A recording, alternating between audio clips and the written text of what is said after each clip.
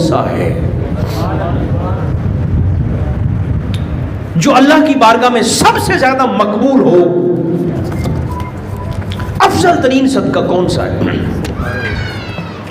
میرے آقا نے، آپ کے آقا نے فرمایا افضل ترین صدقہ یہ ہے کہ اگر کسی شخص کی بیٹی، کیا کسی شخص کی بیٹی کسی وجہ سے اپنے باپ کے دروازے پہ آ کے بیٹھ جائے، خدا پناہ خواہ طلاق ہو جائے، خواہ بیوگی کے بعد، یا کسی بھی وجہ سے جب کوئی بیٹی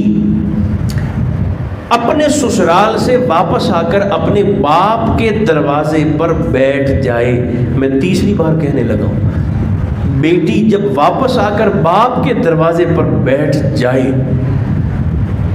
اور باپ محنت کر کے وہ جو لقمہ اپنی اس گھر بیٹھی ہوئی بیٹی کے منہ میں نوالا ڈالتا ہے، میرے حضور فرمانے لگے اس بچی کو کھلایا ہوا ایک ایک لقمہ اللہ کی بارگاہ میں ہر خیرات اور ہر صدقے سے بڑھ کے مقبول ہے۔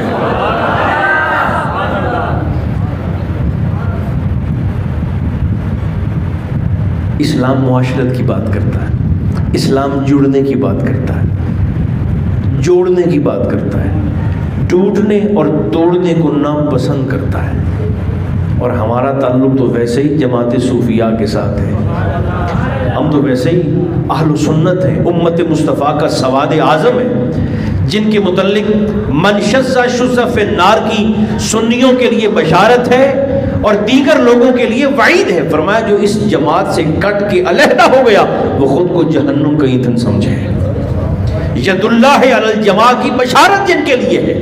اللہ کی فضل، اس کی رحمت کا ہاتھ جس جماعت کے سر پر ہے وہ جماعت اہل سنت ہے۔ ہم تو ویسے ہی محبت والے لوگ ہیں، جماعت صوفیاء سے ہمارا تعلق ہے، صاحبان ادب لوگ ہیں، اہل خانہ کے ساتھ حسن سلوک ہو، گھر والوں کے ساتھ حسن سلوک ہو، بیوی کے ساتھ، اولاد کے ساتھ، والدین کے ساتھ، بھائیوں کے ساتھ بھی خاص طور پر میں کہا کرتا ہوں اگر کسی سے پیار کرنا ہے تو اس کی زندگی میں کریں، پھر بھائیوں کے وصال کے بعد، بھائی کے فوت ہونے کے بعد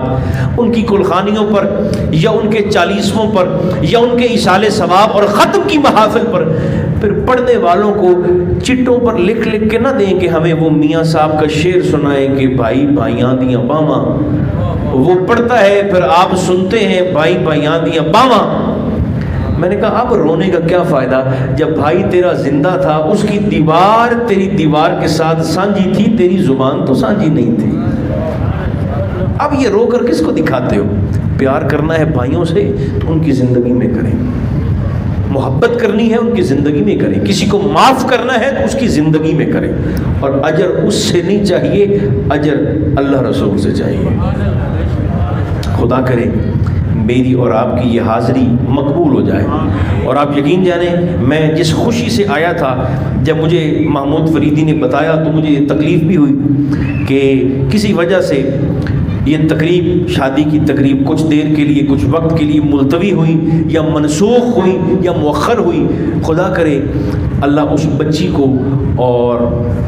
اس خاندان کے دیگر نوجوان افراد کو، بیویوں کو اللہ پاک پریشانیوں سے، آزمائشوں سے، تکالیف سے محفوظ رکھے،